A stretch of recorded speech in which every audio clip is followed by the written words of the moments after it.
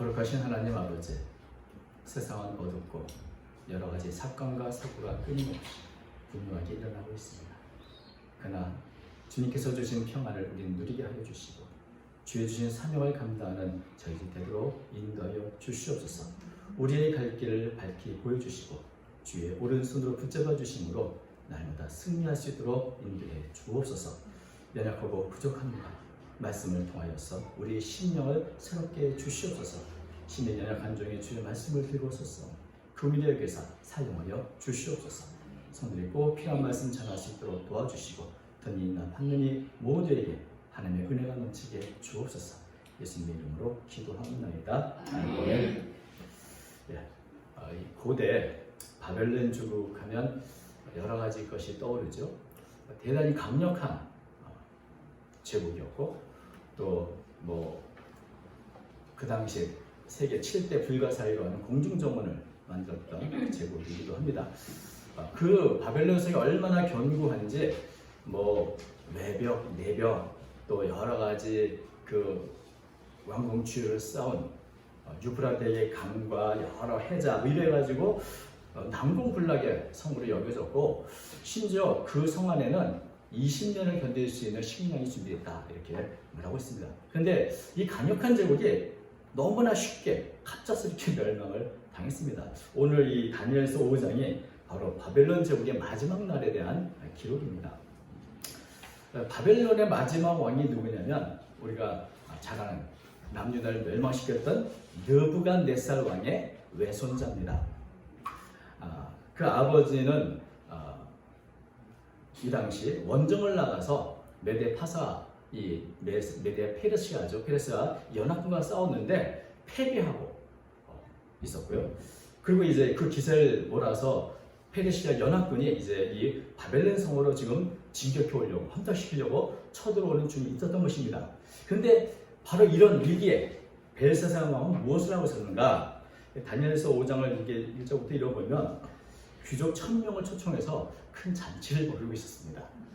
바깥에서는 지금 공격을 막 해오는데 이 바벨론 성이 얼마나 든든한데 견고한 성인데 아마 이런 마음에서 그랬는지 큰 잔치 1000명이나 되는 이 귀족들을 모아서 잔치를 벌였는데 만약 이것을 단지 먹고 즐기기 위해서 그렇다면 아마 이 벨사살 왕은 보기 드문 우매하고 방탕한 왕이라고 하는 생각이 듭니다.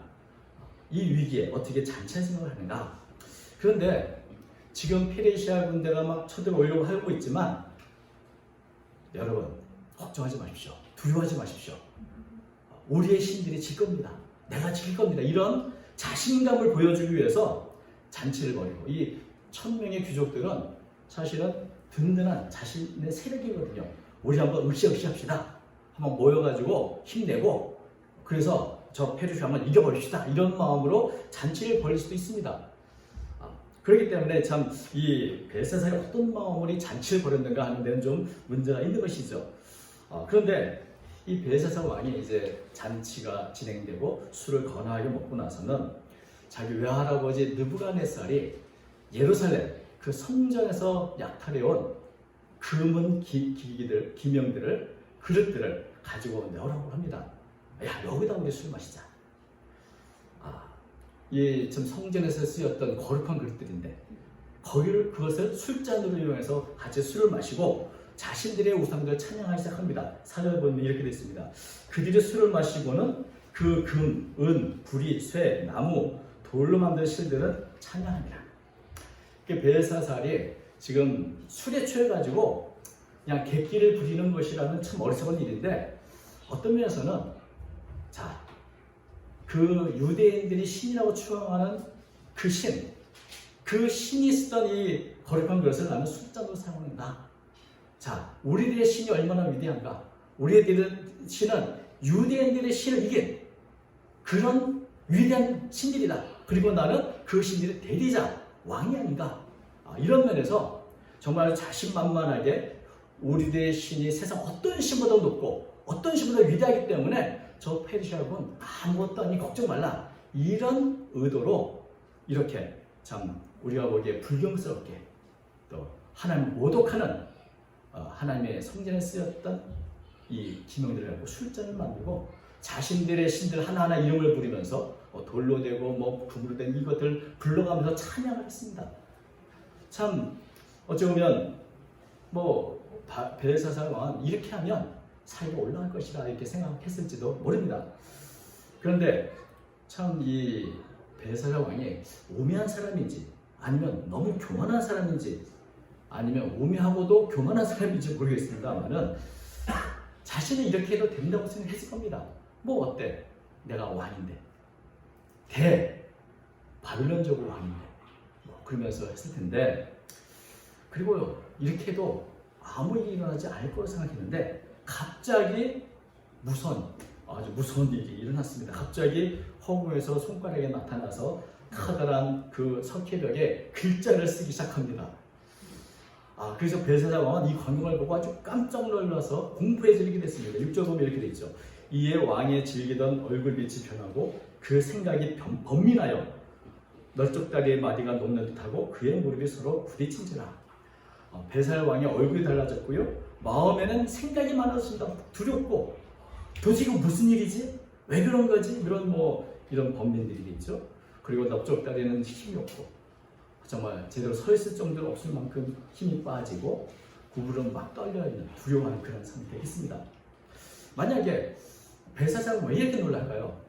내가 위대한 바벨론의 우상들, 그 신들을 하나하나 부르면서 술잔을 올리고 찬양을 했으면 그리고 나서 이런 일이 일어났는데 그러면 야 봐라 내가 우리 바벨론의 신들을 찬양하니 바벨론 신들이 이렇게 응답하지 않느냐 우리가 지금 이번에 승리할 거라고 보여주는 그 기호가 보인다 이러면서 기뻐할 수도 있지 않겠습니까?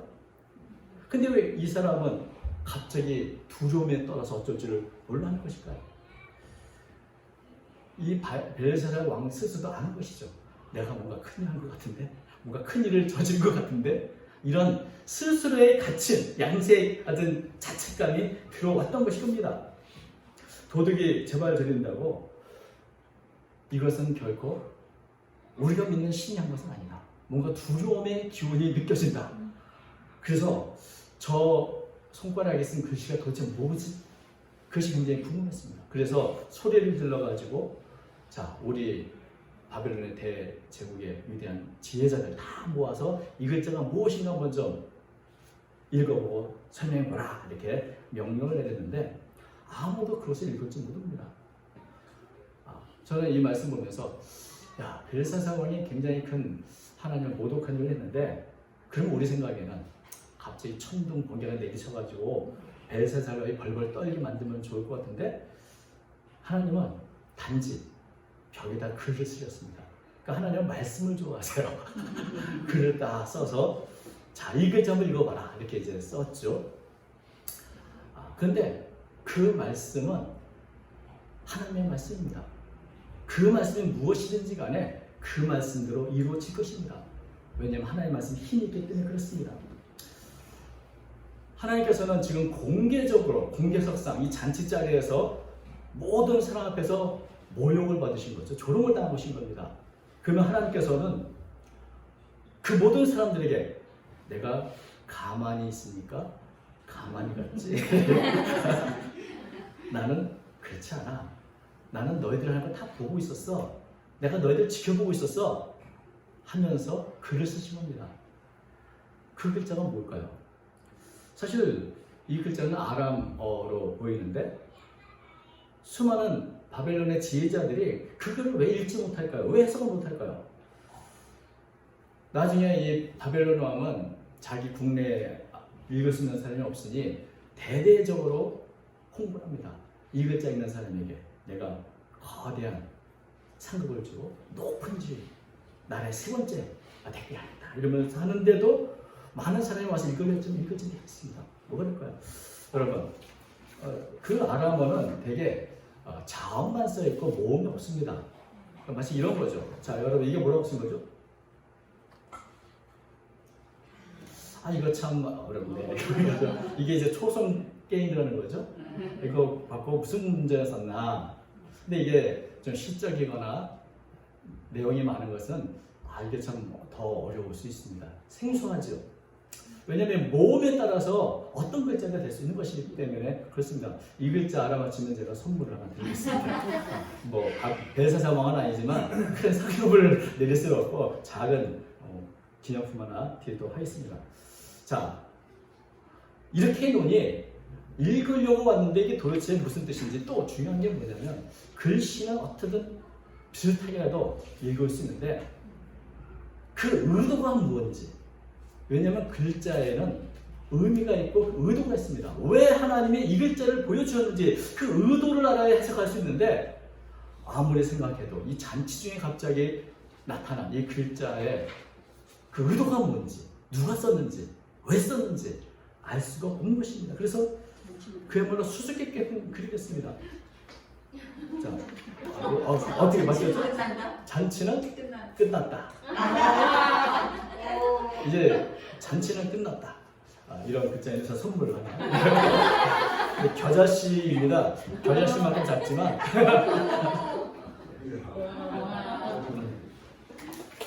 근데 그 글자는 이겁니다. 이게 이제 바로 그 글자죠.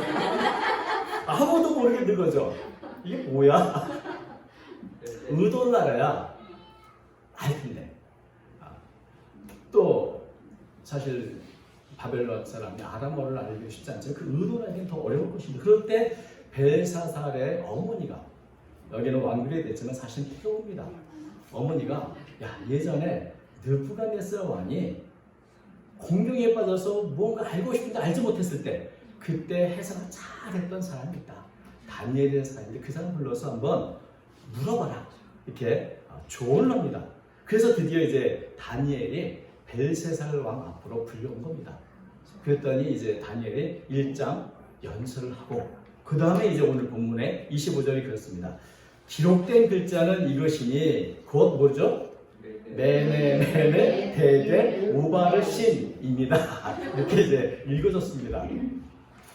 그 글이 무슨 뜻인가? 그거를 해석하는데 메네는 하나님이 이미 왕의 나라의 시대를 세워서 그것을 끝나게 하셨다며 26절 그렇게 됐습니다. 이 메네라는 말은 세워졌다, 숫자를 세다, 계산을 하다 이런 것에 대한 수동사로서 이제 수동태로서 세워졌다, 계산됐다는 뜻인데 두 번이나 반복한 것은 대충 세진 게 아니라 이렇게도 세워보고 저렇게도 세워보고 아주 꼼꼼하게 세밀하게 세웠는데 세밀한 세밀해서 세웠는데 뭘 셌는가? 왕의 시대를 세워봤다. 왕의 생명의 시간들을 세워봤다. 그리고 그 결과 왕의 날은 끝났다. 잔치는 끝났다. 왕의 시대는 이제 끝난 것이다 라고 하는 그런 의미가 쓰여진 겁니다. 하나님께서 이 벨사살 왕의 시간을 세워봤는데 이제 네가 쓸 시간 다 썼다. 이제는 너의 시간은 없다. 이것은 하나님께서 인간의 생사 화복을 주관하신 분이 네 시간 끝났다 그러면 끝난 거죠. 그리고 이제 대겔 무슨 뜻입니까? 27절 대겔은 왕을 저울에 달아보니 부족함이 보였다며 이 대겔이라는 말은 무게를 달아본다는 뜻입니다. 이것도 수동태에서 무게가 달렸다. 이제 이 왕을 하나님께서 저울에 달아보셨다는 겁니다. 그랬더니 한양 미달이더라. 무게를 쟀는데 왜 너의 시대, 너의 시간을 다 끝낼 수밖에 없는가? 네가 어떻게 사는지, 너의 삶, 너의 인격, 너의 모든 것을 달아봤더니 한양 미달이야. 이런 결론을 했다는 것입니다. 그래서 단지 한순간의 객기로 하나님이 쓰는 성소의 그 물건을 숫자로 취급한 이 죄가 아니라 너의 삶 전체, 그것은 한 단면이고 네가 왕으로서 했던 모든 일들, 그것은 한 제국의 왕으로서는 한양 미달이고 더 이상 그 자리에 있을 수 없다. 저울에 달아보니 부족하구나. 이런 평가를 내셨다는 겁니다. 그래서 28절 베레스는 왕의 나라가 나뉘어서 메대와 파사 사람의 준바되었답니다. 우바르신 우는 그리고라는 말입니다. 그리고 이게 세워봤죠. 세워보고 세워봤고 그리고 무게를 달아봤고 그리고 결론이 뭡니까? 바르신 쪼갠다, 나눈다. 쪼개졌다 나뉘었다는 수동태입니다. 그래서 너의 나라는 이제 쪼개져 멸망할 것이다. 이런 메시지를 전한 것입니다. 이제는 함량 미델이니 이제 너의 나라는 쪼개지고 나뉘어져서 멸망될 것이다. 사실 벨사살 왕은 왕으로서 자신이 사람들을 평가하고 세워보고 저를 달아보는 그런 입장이 있었지, 누군가 자신을 이렇게 세밀하게 세워보고 무기를 달아보고 평가를 내려서 심판을 내릴 거라고는 조금도 생각하지 못했을 것입니다. 그러나 하나님의 메시지는 분명하죠. 바벨론 제국의 왕이라 할지라도 네가 이 땅을 통치하는 것이 아니라 하나님이 통치하고 계신다. 너의 시간도 네가 하는 모든 일을 내가 평가하고 그리고 그것에 의해서 너에게 심판을 내리시는 거라는 것을 확실하게 보여주신 것입니다. 그것이 벨사살 왕뿐 아니라 지금 그 잔치상에서 그 글씨를 봤던 모든 사람들에게 하나님이 어떤 분인가 하는 것을 확실하게 보여주신 것이죠. 세워보고 달아보고 그리고 그 결론은 멸망이구나. 사실 이 말씀은 뭐 그 당시에 있는 사람뿐 아니라 오늘 우리들에게도 해당이 되는 말이죠. 내 쓰는 시간들을 세워보시고 내가 살아가는 삶의 무게를 달아보시고 그리고 하나님께서는 우리에게 어떤 결론을 내리실까요? 사무엘서 2장 3절에는 이런 말씀이 있습니다. 심히 교만한 말을 다시 하지 말 것이며 오만한 말을 너희 입에서 내지 말지어다. 여호와는 지식의 하나님이시라. 행동을 달아보시느니라. 우리는 아무렇게나 행동하지만 하나님은 세심하게 세워보시고 그것을 달아보시는 분이다. 심판주이신 하나님이라는 것을 우리에게 말씀하고 있는 것입니다. 자, 이렇게 다니엘은 어쩜 굉장히 엄중한 하나님의 심판의 메시지를 벨사살 왕에게 전해 주었습니다. 그러면 벨사살 왕의 이 반응은 어떨까요? 벨사살 왕은 다니엘의 해석을 듣고 아 그래? 하면서 내가 약속했던 높은 지위, 상급을 주고 마쳤습니다. 여러분, 하나님께서 미리 조금이라도 일찍 이런 심판의 메시지를 전해주는 이유가 무엇이겠습니까? 그 남은 시간이라도 제대로 회개하고 하나님을 붙들고 구원의 길이 없는가 찾아보라는 그런 기회가 아니겠습니까? 예전에 그의 외할아버지 느부갓네살도 심히 교만해서 하나님께 징계를 받은 적이 있습니다. 그때 느부갓네살에게 다니엘이 조언을 했죠. 이제부터 하나님의 뜻대로 하나님의 말씀대로 살 것을 말했습니다. 그래서 이 느부갓네살은 회개하고 겸손한 마음으로 하나님을 말씀을 따라서 이렇게 겸손함을 회복한 적이 있습니다. 또 니느웨 왕, 우리가 잘 아시는 것처럼 요나가 심판의 메시지를 전할 때 니느웨 왕은 그 말씀을 가슴에 담고 전국적으로 회개할 것을 명하고 자기 자신도 하나님께 엎드려 간절하게 회개했습니다. 대대적인 회개를 함으로 해서 멸망에서 벗어난 그런 것이 있죠. 그런 면에서 다니엘이 이런 엄중한 하나님의 평가서를 보여주고 당신이 하나님께 받은 평가가 이겁니다 라고 했다면 그럼 뭐라고 보여야 될까요? 그러면 어쩌면 좋을까? 그러면 어떻게 다른 방법이 없겠는가? 내가 참 잘못했으니 하나님 어떻게 하면 회개하겠는가? 이렇게 물어봐야 당연한데 아 그래? 그 말이 그런 말이구나. 잘 알았다. 자 상 받고 가라. 참 이 벨사살 왕이 마지막까지 하나님을 조롱한 것에 그치지 않고 마지막까지도 하나님을 찾지도 않고 회개하지도 않고 마지막까지 하나님이 없는 분인 것처럼 무시한 것을 보게 됩니다. 어쩌면 아니 나중에 한번 시간 나서 한번 하나님께 좀 기도해보고 좀 이렇게 회개해야겠지라고 잠시 미뤘는지도 모릅니다. 근데 벨사살 왕의 시간이 그렇게 많이 남은 것이 아니었습니다. 바로 그날 밤 페르시아 구인들에 의해서 벨사살 왕은 살해당하고 바벨론은 멸망을 당하고 맙니다.